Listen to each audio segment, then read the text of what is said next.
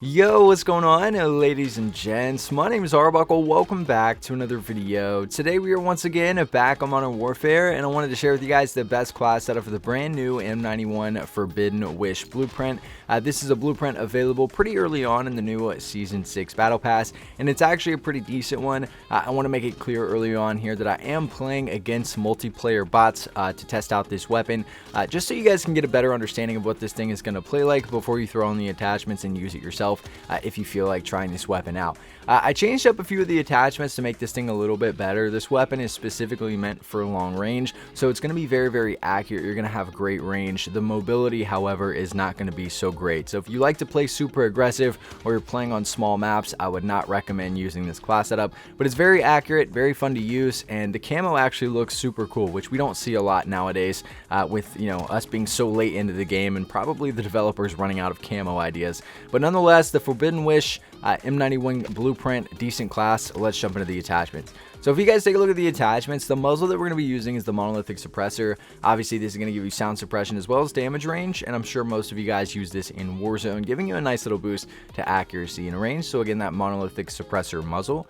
The barrel that we're using is the M91 Special Forces. This is going to give you damage range as well as bullet velocity, giving you a really nice boost to that range and a small boost to accuracy as well. Again, one of the cons here is the ADS speed, so obviously the mobility is going to be hurting a little bit with this specific setup. But nonetheless, the M91 Special Forces barrel.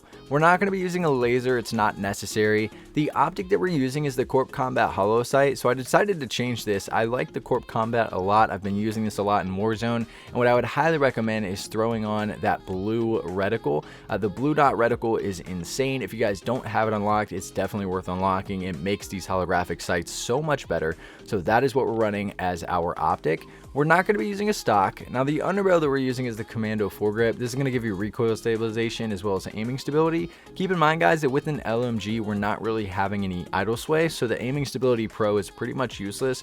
So in reality, we're only getting that recoil stabilization. But Commando foregrip is a great way to go, especially with this class setup, because we're not losing ADS speed like we do with most of the underbarrels, and this weapon is already slow enough. So Commando foregrip, great underbarrel to rock with.